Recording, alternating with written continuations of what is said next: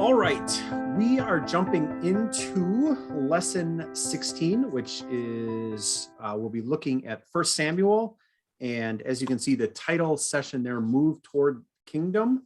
And so we're going to see in 1 Samuel, really the judges or the Israelites move from judges being kind of their primary rulers and leaders to now wanting a king and setting up or having a king that rules over them. So maybe the first couple things we're going to do just to get started is just to do some review. So what do you remember about the time of the judges, Miss Barbara?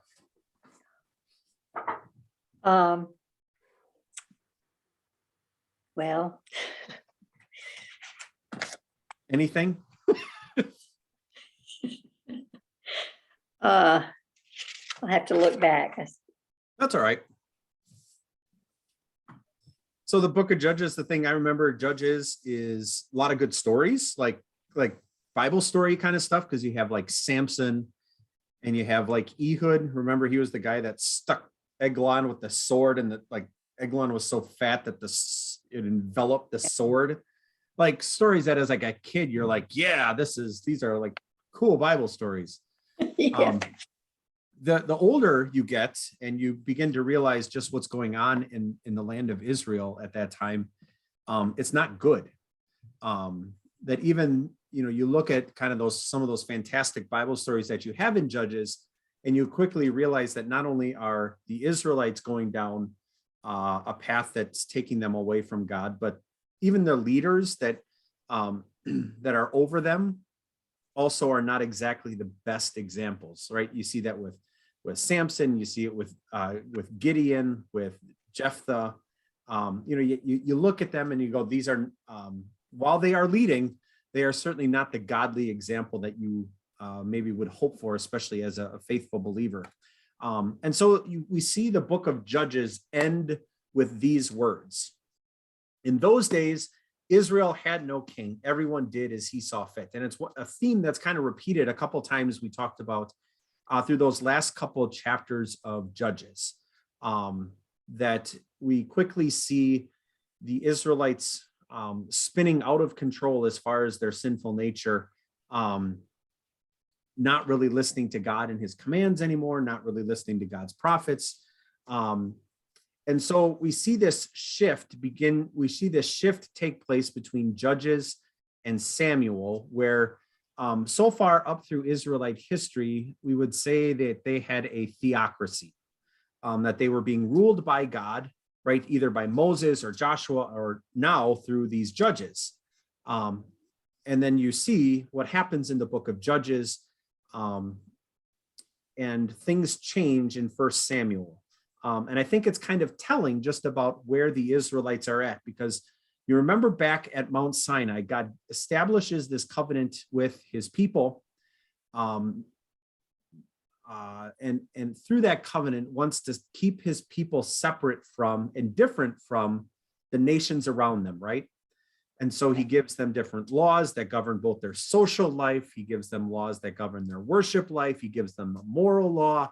And so he has these different laws, and they're all designed to keep the Israelites different from all the nations around them.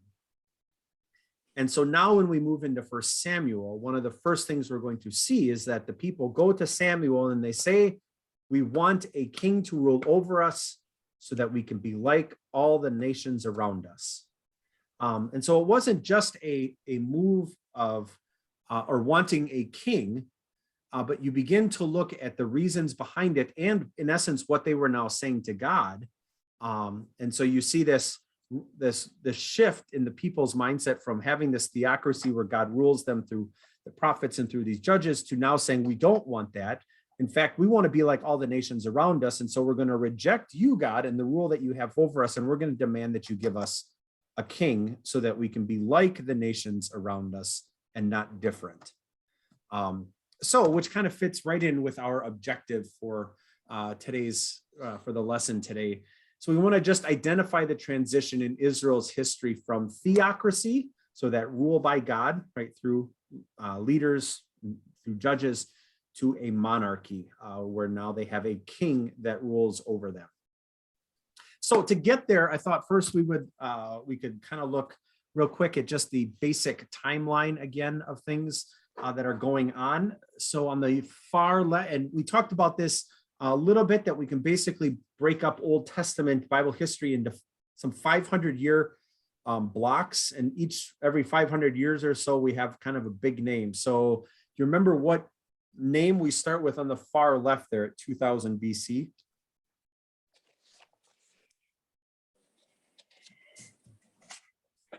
2000.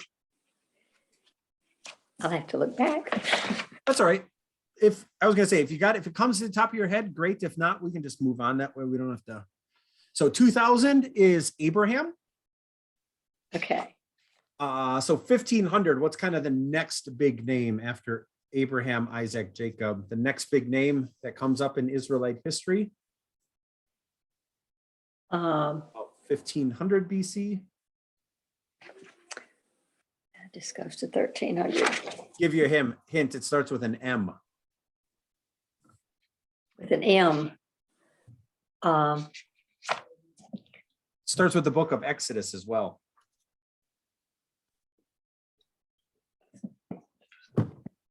I'm going to attribute it that the fact that it's 8 o'clock on a Thursday night, Miss Barbara. Moses. Okay. I thought that, and then I thought, no, that's not right. Yeah, that's too easy. He's got to be thinking of a harder name. Yep. So Abraham at 2000, about 500 years later, about 1500 BC, we have Moses. And then about 1000 BC is when David comes along. So that's what we're going to be looking at next week. So, if you want to, at least on that basic timeline, kind of have in your mind where we're at, we're kind of getting really close to that 1000 BC mark. About 500 BC then is going to be Babylon, the Babylonian exile and return. Really the return from the Babylonian exile is about 500 BC, but that, at least another thing. And then BC AD, that's the easy one. On the right end, that would be Jesus. So if you're crossing left to right, you got Abraham, 2000, 1500 is Moses, 1000 is David, 500 is the return from exile, and then the flip from BC to AD is where Jesus is. So that's helpful, just at least if nothing else in your mind, to kind of have a layout, of 500 years or so, knowing where people pop up. So we, as I mentioned, are looking kind of at the end of that second block between 1500 and 1000. And really kind of getting closer and closer to 1000 BC, where David shows up.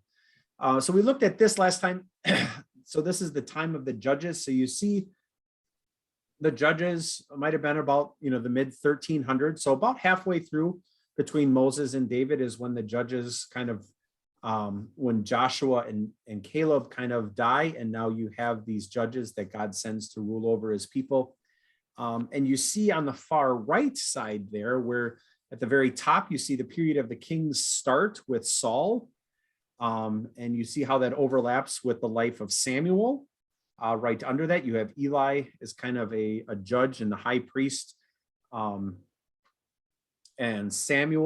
Eli and Samuel are kind of on their own list because they're also like priests. And then you have the judges underneath. And so you have Samson getting probably fairly close to where Saul takes over. And so Samson and Abdon are the kind of the last two judges. And that's when the people want this king now. And so Saul takes over after that. Does that make sense? Or Does. Any questions that far? No. All right, so what I thought we could do then to get us started, or at least get our brains thinking about 1 Samuel again, is I have the video from the Bible Project on Samuel. And so we'll watch the one on 1 Samuel right now, and we're actually going to end with the one on 2 Samuel. That way kind of primes the pump for looking forward to David. And as excuse me, as the video is going to point out, really 1st and 2nd Samuel, it wasn't really 2 books. It was 1 book. It's one book of Samuel, but ended up being broken into 2 scrolls. And so, well, we'll see here. Okay. All right.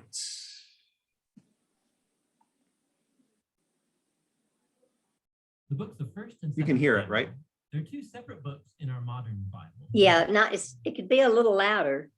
It was originally written as one coherent story.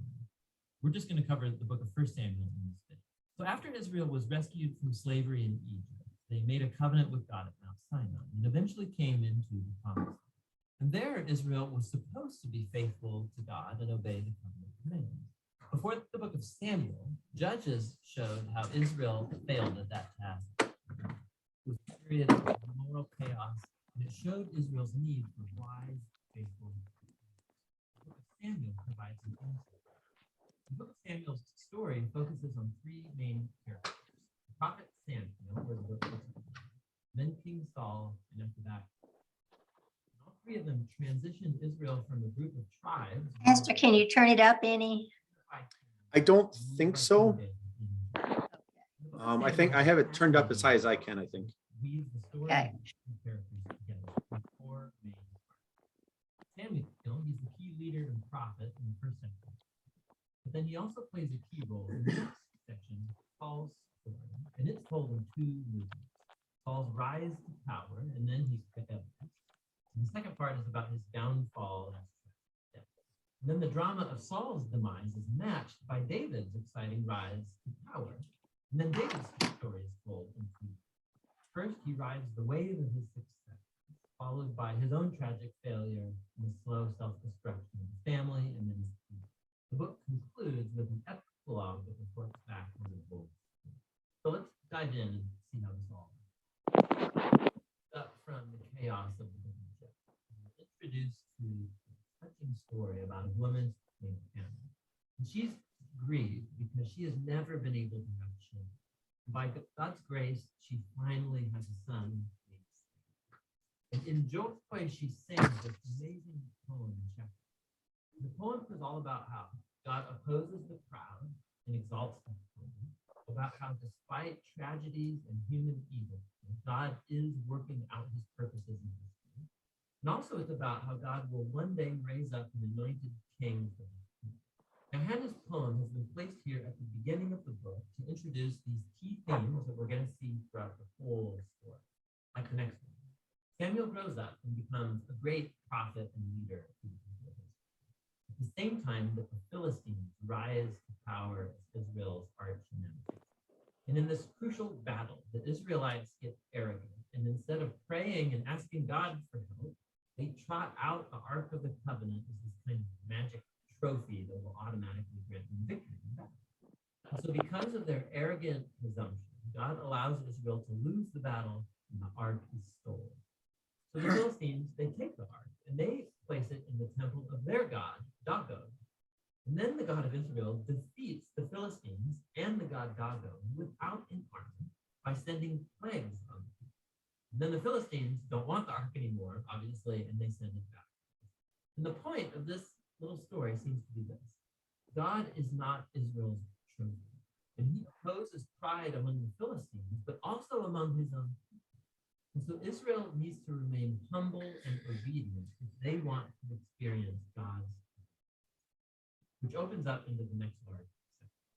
The Israelites come to Samuel and they say, hey, we want a king like all the other nations have. Go find one for us. And so Samuel, he's kind of ticked off and he goes to the Philistines. God says, yes, their motives are all wrong, but if a king is what they want, give them. And so we're introduced to the figure of Saul. Now, Saul is a tragic figure because he begins full of promise. He's tall, he's good looking, he's a perfect candidate for king. But he has deep character flaws. He's dishonest, he lacks integrity, and he seems incapable of acknowledging his own mistakes. And so these flaws become his own. He wins some battles at the beginning, but his flaws run so deep, he eventually disqualifies himself by blatantly disobeying God. And so the aging Samuel confronts Saul and Israel. He had warned the people that they would only benefit from a king who's humble and faithful to God. Otherwise, the kings of Israel would reign people. So he informs Saul that God is going to raise up a new king with him. And so Saul's downfall. As God at the same time is working behind the scenes to raise up that new king. It's an insignificant shepherd boy named David. He's the least likely candidate.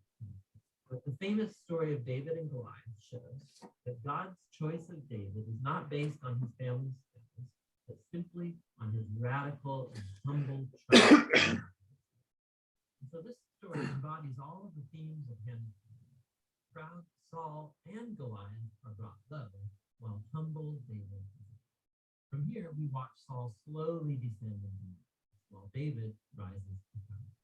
So David starts working for Saul as a general. He's winning all of the battles, and he's also winning all of the fame. And so Saul gets jealous, and he starts chasing David around, hunting him, trying to kill him. David's done nothing wrong. And so David simply runs and waits in the wilderness. And here we see David's true character. He has multiple opportunities to kill Saul, but he doesn't. He simply trusts that despite Saul's evil, God will raise up a king. What's interesting too is that many of the poems of David that you find in the book of Psalms are linked to this very period of his life. They all express the same attitude of trust. So this section of the book ends with Saul coming to a grisly death. First Samuel tells some of the most intricate, well-told stories you find anywhere in the Bible. The character of Saul and David are portrayed very realistically. And the author's putting them forward as character studies so that you can find yourself in them. So in Saul's story, we see a warning. It's crucial that we reflect on our own character flaws and how they harm us and other people. And with God's help, we need to humble ourselves and deal with our darkness so that Saul's story doesn't happen. David, on the other hand, is presented as an example of patience and trust in God's timing. And so he's running in the wilderness, being chased by Saul. David had every reason to think that God had abandoned him. But that's not what happened. And so David's story encourages us to trust that despite human evil, God is working out his purposes to oppose the proud and to exalt the proud. And that's what 1 Samuel was all about. All right. So that gets us at least to a basic outline of Samuel. And so the book of 1 Samuel, as you read through it, we kind of hit those first 2 points, right? We read about Samuel and kind of the up and how we get to Saul coming into the picture. And then the rest of 1 Samuel really deals with Saul's reign. And at the end of 1 Samuel, we have Saul's death. And then what we're going to see in 2 Samuel is the reign of David. So 2 Samuel is all about David. And that basically takes us through end of 2 Samuel, and then the divided king, or Solomon, starts in the book of Kings, Kings and Chronicles, and those kind of go from there. Does that make sense so far? Yes, it does. All right. I really couldn't hear the story very well, but I knew it. Yeah, what I can do too is on our group page, I'll put a link to the videos. That way, if you want to watch them on your own, you can. Okay. Well, yeah, I'm not sure why it wasn't any louder for you, because yeah, I'm not sure. I don't know. I'm thinking of it here.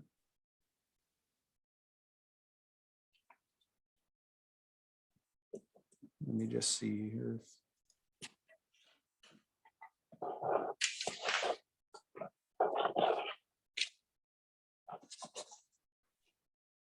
Yeah. All right. So the end of Judges kind of has us at this point, at least as far as where things are at. So you have the 12 tribes kind of each in their area, right? They had the land divided up among them. And so you have judges then that would come and kind of rule over all of them, but depending on where the enemy was, might be closer to that area. So in the next, through First Samuel, then we see Saul kind of consolidate. And while each tribe still had its own area, we begin to see it viewed much more as a single nation instead of 12 tribes that each have their own area. So you kind of see that area in orange. So that would be what was ruled by King Saul. And then the other colors around that orange are kind of the enemies that are kind of around the Israelites. So in the north, you had the Phoenicians and the Syrian state. The Canaanites are still off on their west border. You have Philistia, so the Philistines are kind of in the southwest. You have the Amalekites to the south and Edom to the south as well. You have Moab kind of across the Dead Sea, but then touching the borders kind of up by the Jordan River there, and Ammon and the Ammonites. And so you kind of see them surrounded by these different enemies. And then maybe just to give you some perspective as far as what happens after King Saul is when we get into Samuel, or 2 Samuel. So we're going to see, okay, now David, through all his campaigns as well, kind of unites all of that and is able to push out the borders and defeat a lot of the enemies, so that, especially in the land of Canaan, the only place you really have enemies now is a little area where the Philistines still are and the Phoenicians up to the north. But for the most part, is able to expand the borders and then gives peace at the end of David's reign and throughout Solomon's reign, to these where these borders are expanded. So kind of thinking where we're kind of picking up, going from the end of Judges. So from Judges now through the beginning chapters of Samuel, you end up really moving from chaos, which is where things are at the end of Judges, and Samuel and Saul, and then eventually moving to peace and order, where the border is expanded, and now God then brings peace to the nation and order through King David. But much of what we're going to see where we left off in Judges, and a bunch of what we're going to see even during Saul's reign, is that transition from moving away from the chaos that was going on in the Judges to where God is now as a godly leader over his people. And the result of that is peace and in order in the land. So one thing just to be thinking about as we go through 1 Samuel then is, so how does our God work in a nation and its leaders? Because we're going to see that both in Samuel, Saul, and then when we get into 2 Samuel, even in David, of God working in the nation of Israel through its leaders and working in its leaders. And we can certainly begin to be thinking about that even as we look at our own and say, how does God work in a nation and its leaders even still today? All right, so which gets us to where we can start to talk through some of 1 Samuel. So note the details, question 1 on your worksheet. Note the details that 1 Samuel 1-3 gives us about Samuel's birth and background. So some things that I'll start, because I got a map here too that we can look at. So we're told that there was, if you look at just the very first couple verses of Samuel, you see there was a certain man from Ramathaim, a Zuphite from the hill country of Ephraim, whose name was Elkanah, son of Jehoram, the son of Eliahu, the son of Tohu, the son of Zuph, an Ephraimite. He had 2 wives, Hannah and Peninnah had children, but Hannah had none. So you kind of have so the hill country of Judah, or the hill country of Ephraim, is kind of right in the middle of Ephraim's area, was kind of right in the middle of the land of Canaan, the promised land. So you have kind of Jerusalem and Judah down here, just to the west of the Dead Sea. And then you have the Jordan River kind of going right up the middle there, you see it. And if you go forward or go north just a little bit here from the Jordan River, you'd see the Sea of Galilee. So Ephraim is kind of right dead center in the middle. In Jesus' day, that would have been the land of Samaria.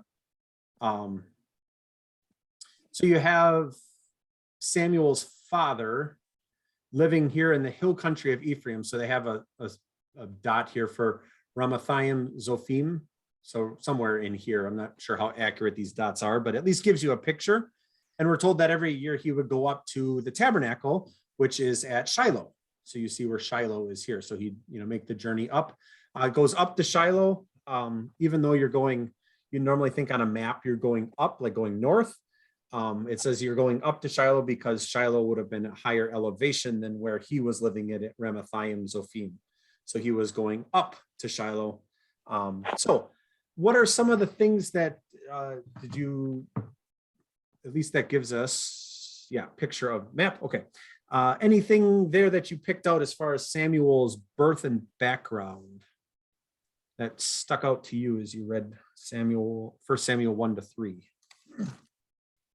Well, of course, that Hannah was barren and prayed to God for a child that she would give to him if he allowed her to get pregnant. And so just like she said, when he was weaned, she would take him to the temple. And she did, left him with Eli. And she visited him, I guess, once a year. Mm-hmm. And so he grew up there. Let's see. I guess that's the main thing at the beginning. Yeah, the other thing I threw just a little bit is just that from the first couple of verses there. So he's from the lineage of Levi. So Levi's second son, Koha. So we see the sinful nature, at least between the two women, right? Between Peninnah and Hannah kind of showing itself as Peninnah kind of rubs it in that Hannah doesn't have any kids.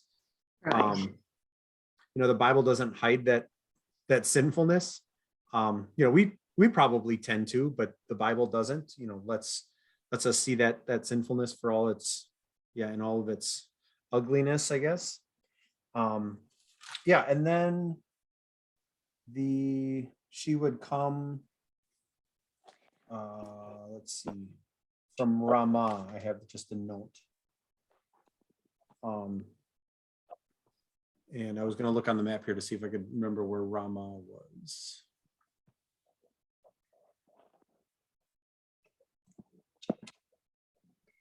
Well, I left out the part about her praying at the temple before she got pregnant. And that Eli thought she was drunk. Yep. She was there moving her lips and crying. Yeah. All right, so let's go with number 2. According to chapters 4-6, what enemy continued to plague Israel? The Philistines. The Philistines, right? So you see that they're on the coast here. Let me find my cursor here so I can get on the map. So you kind of have them, here on the coast between the coast of the Mediterranean. And kind of we hear throughout 1st and 2nd Samuel how they're kind of this thorn in the flesh, thorn in the side of the Israelites. Excuse me. What did the enemy do to limit Israel's ability to retaliate? Well, the enemy, so let me read what I've got here right quick. Oh yeah, they prevented him from making swords and shields. Yeah, how'd they do that? I think they threatened them. They took away all the blacksmiths. Yeah. So they took away all the people that worked with metal so that then the Israelites weren't able to make swords. Which I suppose it'd be like, if taking away all the gunsmiths, so that, okay, now nobody knows how to make firearms, would be a similar example. Or you take, here they knew they had this specialty. And so they took all the people that knew that, all the blacksmiths that knew how to work with metal, who could make then swords, took them away. And, which then limited the Israelites' ability to fight back because they didn't have any blacksmiths to make swords. All right. And then the next section here just sort of traces David's involvement with this adversary, which let me just back up a second. So here's just another view of the promised land. This time kind of looking to the northwest from the northeast from the southwest. So we're sitting in the southwest looking to the northeast. So you see C3 is kind of the hill countries of Samaria, which is kind of right where this is all going to be. So B3 and B4 down here is kind of where the Philistines were, down on the plain. That's not what I wanted to do. On this plain, this is kind of where the Philistines were hanging out. All right, so now back to our questions here. Trace David's involvement with this adversary. So take some brief notes to remember the sequence. So in 1 Samuel 17, so just tracing David's involvement with the Philistines, 1 Samuel 17 is where David defeats Goliath. Then in 1 Samuel 27, so that's when David is now trying to flee Saul and stay, where Saul can't catch him. So he lives under Achish among the Philistines to escape Saul. So while using this map again, he had been kind of over here in this, like around the seas, this hiding in the hills and things here. And so then he moves down to where the Philistines are living and lives with them for a time in order to escape Saul. In 1 Samuel 29, we're told that David was going with the Philistines against the Israelites, but Achish sent him back to Ziklag because the Philistines didn't want him to go to war with them, which I think you can understand. If they're going to war against the Israelites, the last thing you might want is one of the Israelite commanders who was known for his prowess in battle going, fighting, because who knows if he's going to stay on your side or, start fighting for the Israelites all of a sudden. And then in 2 Samuel chapter 8, verse 1 is where we see David finally now defeat the Philistines. All right, so or do you have any questions on that?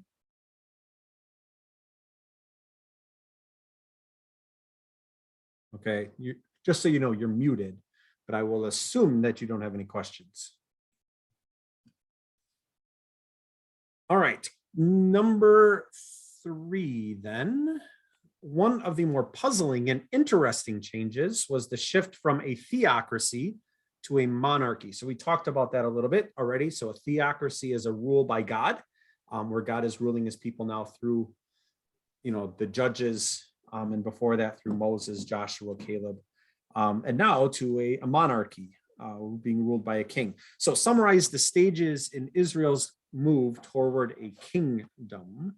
So 1 Samuel 8, what happened in 1 Samuel 8? Israel asked for a king and they were rejecting God. Yep, that's where Israel is now asking for a king. In 1 Samuel 9 and 10, that's where Samuel goes and anoints Saul as the first king of Israel. And the end of chapter 10, then is where Saul receives the Spirit and becomes a different man, humble, right? Because God's Spirit is living in him, you begin to see that reflected in how Saul is living, which is true for us as well. I mean, just as God's Spirit lives in us, that it should change how we live and what we do because God's Spirit is living inside of us. How about first? Man, sorry, I got a tickle in the back of my throat. 1 Samuel 11. So that's where Saul cuts up an ox and then gathers an army to go against the Ammonites for Jabesh Gilead. So the Ammonites, if you remember, I think we can go back a couple slides here. So the Ammonites, you see, are right here. And Jabesh Gilead is kind of right. Jabesh Gilead is right here. So he's going up against the Ammonites, and that's when he cuts up an ox. Let's stay there. All right. So what warning about kingship is given in 1 Samuel 8, 7 through 9? Samuel was told to listen to the people, that they didn't want a covenant relationship, that they were rejecting not Samuel, but God, Yep. and they were like the other nations.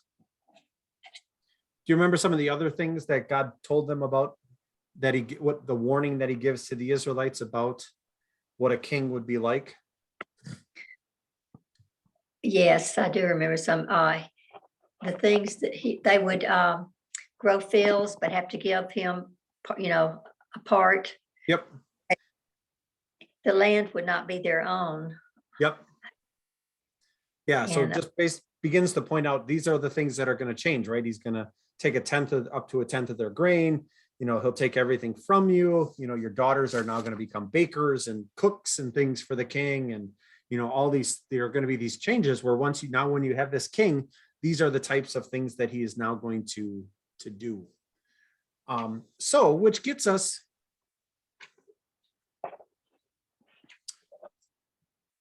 all right. So, which gets us to just looking at what Saul was like, which is where number 4 takes us, as far as just learning about Saul and what he was like. So, what do we learn from Saul from 1 Samuel 13? You want to take the first one here? okay, Saul disobeyed Samuel and God and offered the burnt offering himself instead of waiting for Samuel. Yeah. So you see Saul being a bit impatient, right? Takes on a role that God had not given to him takes on the role of priest, even though God had not given him that role. In 1 Samuel 18, you see Saul being jealous, and then ended up kind of scheming. He was jealous of David, so he looks to kill David. Even going so far as to offer his daughter Michal as a wife for David, and then hopes that and that might give him a chance where he can kill David. On 1 Samuel 22, so now we see another side of Saul in that he kills the priests. David had gone, and the priests had helped David as he was fleeing from Saul, and so he kills them, which would have been Eli's descendants, the priests of Nob. And then finally, in the last one we have there in 1 Samuel 28, what do we learn about Saul there, Miss Barbara? He turned to a pagan practice that he previously outlawed due to his terror because of his estrangement from the Lord. Yeah. That did that.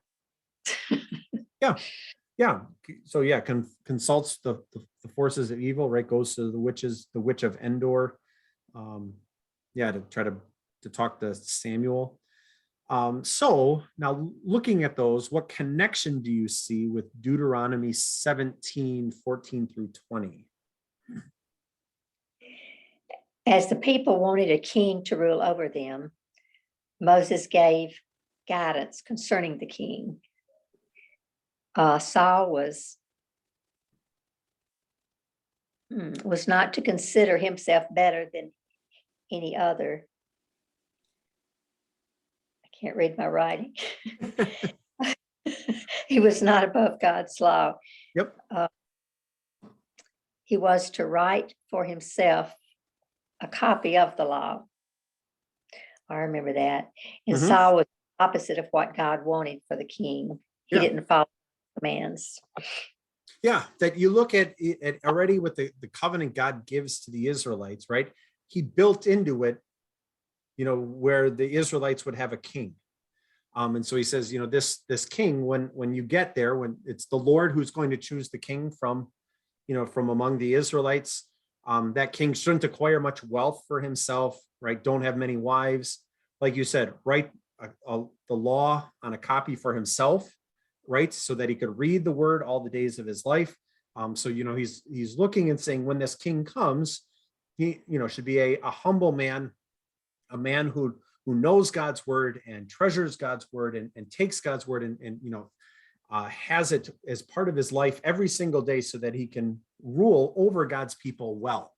And we certainly do not see that happening with Saul, right?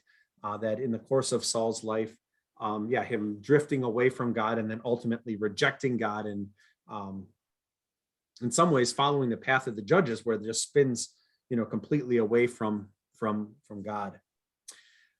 So number 5 now introduces us to, or question number 5 introduces us to David. So what were the events that kind of that are mentioned here and how did they shape the life of David? So 1 Samuel 16, what happens there? Well, he followed God's instructions in remembering and celebrating all the things God had done for the Israelites out of love for them regarding the festivals, the Passover feast, Feast of Tabernacles, Feast of Weeks, every year, and regularly remembered all of God's love. Yeah, so what happened to David in 1 Samuel 16? Do you remember? Nope. Don't remember. No, that's good. So 1 Samuel 16 is where Samuel anoints David. Okay. Anoints him as the next king. And so now with that anointing by Samuel, kind of sets David apart for this special office where David is now going to serve as king over God's people. And so kind of has that special job, that special role that he had. Then in 1 Samuel 17 is David and Goliath, right? And so you see, you have this example of where now David is fighting Goliath and exhibits this trust in God and says, that this battle is God's, and he will win the victory for us. He'll win the victory over me or over Goliath for me. And so you see David trusting God and now defeating Goliath. How about 1 Samuel 20? What did you have for that one? I put David did not trust in the size of the army, but in God. Let's see. Exemptions from a military duty were sometimes extreme, but David trusted and followed God's word. Did I put that in the right place? I was looking, 1 Samuel 20 is just him and Jonathan. Oh. That relationship between David and Jonathan. Yeah. So you have David as has this great friend and establishes this covenant with Jonathan, which again gives you kind of a picture of what David was like, a loyal person. Now, and Jonathan has this great friend that he establishes this covenant with and says that he'll take care of his family. And just a neat perspective as far as even Jonathan understanding that God had anointed David as the next king, even though normally that would have been Jonathan's position, right?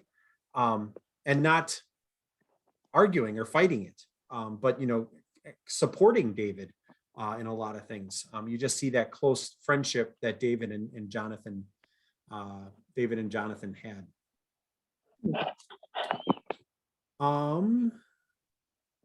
Give me 1 second.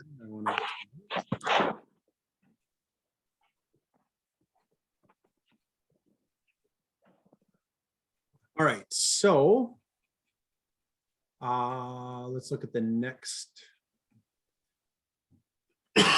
All right, the next stuff here. So in this one, we kind of see, before we get into the last question or the last 2 questions here, on the screen, you kind of have a map that shows just a number of the Kingdom of Saul and his battles that he fought.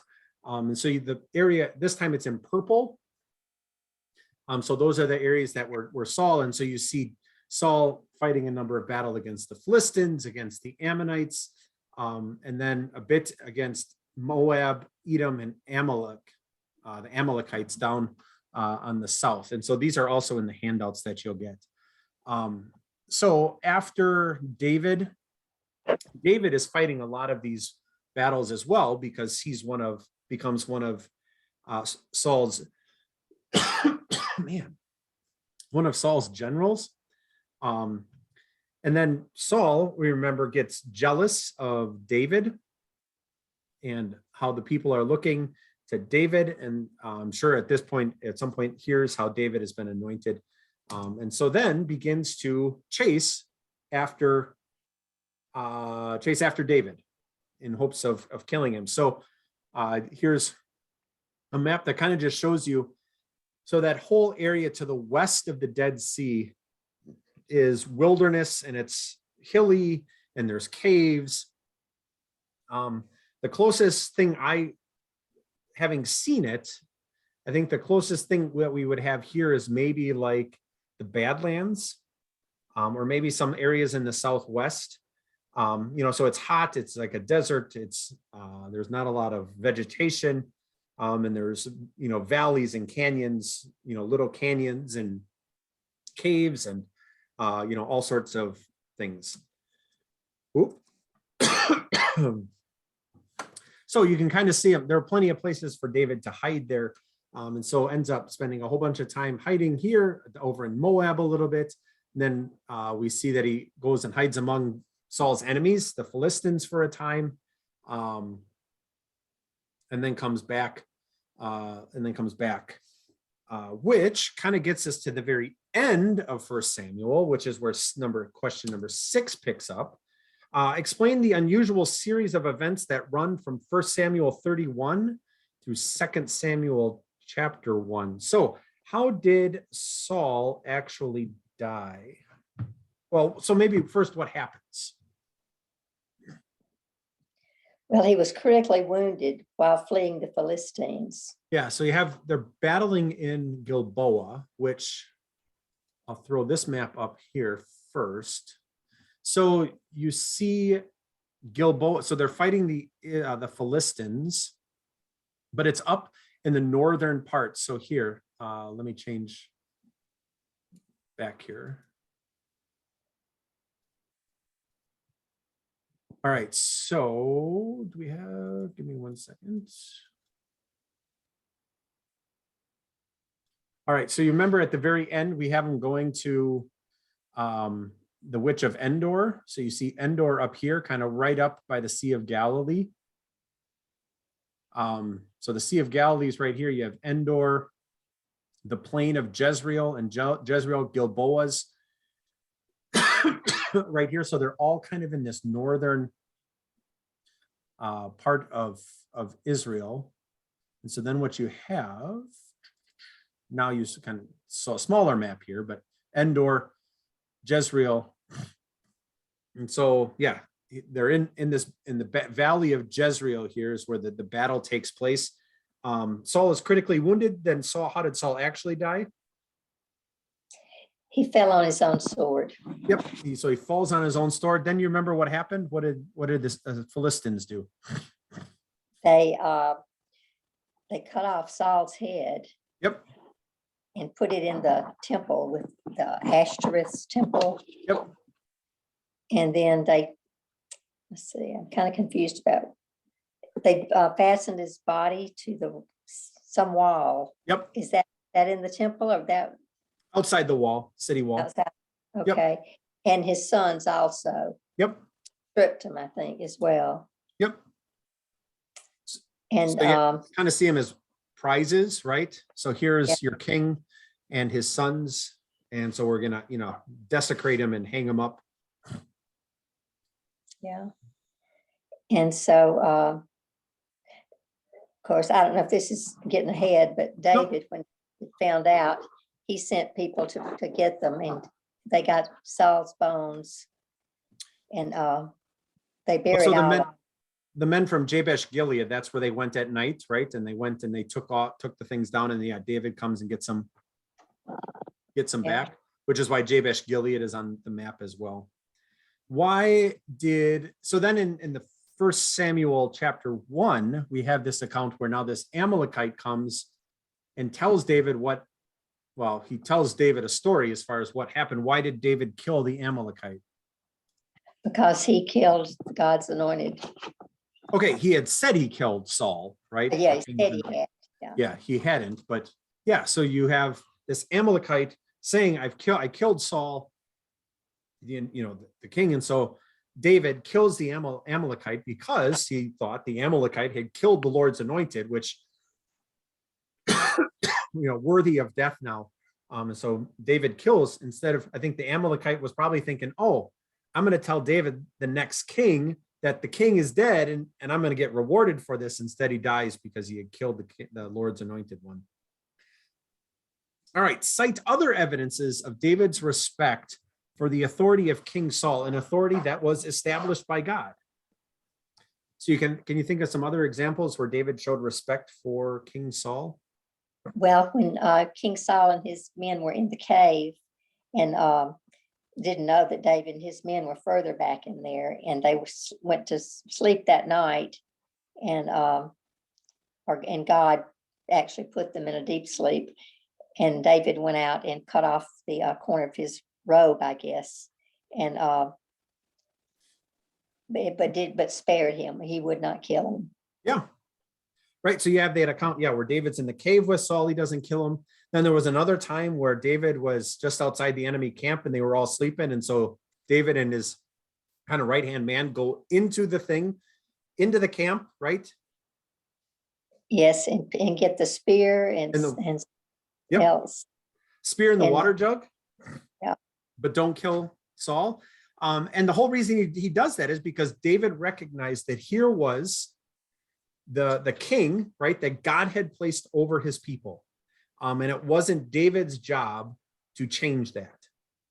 Even though the king was out to kill David, David recognized the authority God had given to Saul and said, it's not my job to change this. I'm just going to trust that God in his own time will work this out. Instead, I'm going to continue to show respect for this government, this king, even though right now he's trying to kill me. So what's the example God sets before us now, looking at that with the record of David? Well, that we should respect our leaders. Okay. Go ahead. Even if we don't agree with them, as long as they don't go against God. Yeah. That I look and say, or even as they do, I still show respect, right? Because at this point, Saul was sinning. He was trying to kill David, which was certainly against was certainly against God's law. But David didn't even see that as an excuse to kill Saul. He still showed respect and honor for the person God has placed over them. And I what you were saying was, we don't, if they tell us to do something sinful, that's when we disobey. Right. But yeah, even then, we still do it out of respect. We still do it respectfully. How about the last question? Why did the people of Jabesh Gilead feel moved to bury Saul? So we looked at that map right here, where it was the people from Jabesh Gilead came up and got Saul's body and then buried it. Why did they do that? Because he had delivered them from the Ammonites. Yeah. Saul had rescued their city from being slaved and having the Ammonites would have gouged out their eyes, which was Saul's first act as king. And so the Ammonite, or the men from Jabesh Gilead, remember that, right? And so now when Saul dies, they are the ones who go and get Saul's body, the bodies of Saul's sons, and they bury them as a way of respecting the king who had at one point come and delivered them from their enemies. I guess any questions just about Samuel or Saul that far, or which basically gets us through 1 Samuel? No. All right, which gets us to, all right, what is coming up? So next week, Thursday, we are going to be looking at 2 Samuel, which is going to be all about David. So again, 1st, 2nd Samuel, Kings and Chronicles just have a bunch of good stories. I mean, it's a little bit easier reads because there's usually some action going on. It's, there's things going on. It's not quite like reading through some genealogies or even some of the prophet stuff. So kind of fun stuff to read. So next week too, reading through 2 Samuel, where we'll be talking about David, and maybe just to prime that pump a little bit. Like I said, we looked at the video, the Bible Project video on 1 Samuel. So we'll kind of wrap up tonight looking at the video of 2 Samuel. And then that'll be pretty much it.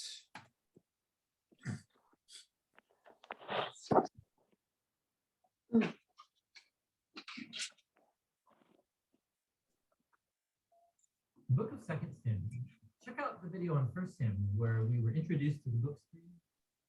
Can you still hear it? And then also Not right now. design, which first introduced Samuel. Yeah, and that's then better. the rise and All right, fall hang of on. King Saul. And That's to good. the rise of King David. I think I know what's going on here. Sorry, just here. All right, now, because I think what was happening was that it was picking up my microphone. You were picking up the sound from my microphone instead of actually hearing it. So Oh, let's see if this works better. Okay. The book of 2 Samuel. Check out the video on 1 Samuel where we were introduced to the book's three That main better? characters, That's Samuel, much better. Saul, and David. And then also to the book's literary design, which first introduced Samuel and then traced the rise and fall of King Saul in contrast to the rise of King David. 2 Samuel tells the story of David as Israel's king, and in two movements. There's a season of success and of blessing, followed by a huge moral failure and then its sad consequences. And then the book ends with this well-crafted conclusion that reflects back on the good and the bad in David's life, generating hope for a future king to come from his line. So 2 Samuel picks up after Saul's death, and David surprises everyone by composing this long poem where he laments the death of the very man who tried to murder him. And so once again, the author, he's presenting David's humility and compassion. He's a man who grieves the death even of his own enemies. After this, David experiences a season of success and God's blessing. All of the Israelite tribes, they come to David and then they ask him to unify all the tribes as their king. And so the first thing David does as king is to go to the city of Jerusalem. He conquers it, and he establishes it as Israel's capital city, which he renames as Zion. And from there, David goes on and he wins many battles and expands Israel's territory. Now, after making Jerusalem the political capital of Israel, he wants to make it their religious capital as well. And so he has the Ark of the Covenant moved into the city. And then in 2 Samuel 7, he tells God, now that Israel has a permanent home, he thinks that God's presence should also get a permanent house. So he asks if he can build a temple for the God of Israel. But God says to David, thank you for that thought, but actually I'm going to build you a house, a dynasty. Now, 2 Samuel 7, this is a key chapter for understanding the storyline of the whole Bible, because God here makes a promise to David that from his royal line will come a future king who's going to build God's temple here on earth and set up an eternal kingdom. And it's this messianic promise to David that gets picked up and developed more in the book of Psalms and also in the books of the prophets. And it's this king that gets connected to God's promise to Abraham. The future messianic kingdom will be how God brings his blessing to all of the nations. And it's right here, in the midst of all this divine blessing, that things go horribly wrong. David makes a fatal mistake. Not fatal for him, but for a man named Uriah, one of David's prize soldiers. So from his rooftop, David sees Uriah's wife, Bathsheba, bathing. David finds her, he sleeps with her, gets her pregnant, and then he tries to cover the whole thing up by having Uriah assassinated and then marrying her. It's just horrible. So when David's confronted by the prophet Nathan about all of this, he immediately owns up to what he's done. He's broken, he repents, he asks God to forgive him, and God does forgive him, but God doesn't erase the consequences of David's decisions. And so as a result of this horrible choice, David's family, his kingdom, it all falls apart. And it makes this section a tragic story, much like Saul's downfall.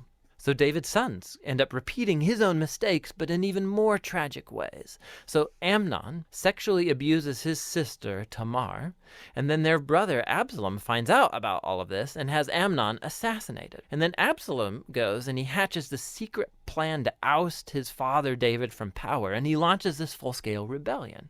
And so for a second time, David is forced to flee from his own home and go hide in the wilderness, except this time he is not an innocent man. The rebellion ends when David's son is murdered, when it breaks David's heart. And so once again, he laments over the very man who tried to kill him. David's last days find him back on his throne, but as a broken man, he's wounded by the sad consequences of his sin. The book concludes with a well-crafted epilogue, with stories that are out of chronological order, but they have this really cool symmetrical literary design. So the outer pair of stories come from earlier in David's reign, and they compare the failures of Saul and then of David, and how each of them hurt other people through their bad decisions. The next inner pair of stories are about David and his band of mighty men who went about fighting the Philistines. And what's interesting is that both sections have a story of David's weakness in battle. So in contrast to the victorious David of chapters 1 through 9, here we see a vulnerable David who's dependent on others for help. The center of the epilogue has two poems that act like memoirs, and David reflects back on his life. And he remembers times when God graciously rescued him from danger. And he sees these as moments where God was faithful to his covenant promise to him and to his family. Both poems conclude by looking back onto the hope of God's promise of a future king who will build that eternal kingdom. Now these poems and then God's promise also connect back to Hannah's poem that opened the book. And so these key passages from the beginning, now the middle, and the end of the book bring the book's themes all together. Despite Saul and David's evil, God remained at work, moving forward his redemptive purposes. And God opposed David and Saul's arrogance, but he exalted David when he humbled himself. And so the future hope of this book reaches far beyond David himself. It looks to the future, to the Messianic king who will one day bring God's kingdom and blessing to all of the nations. And that's what the book of Samuel is all about. All right, so that gets us at least thinking about the book of Samuel, or 2 Samuel, which we will be looking at next time, and talking all about David.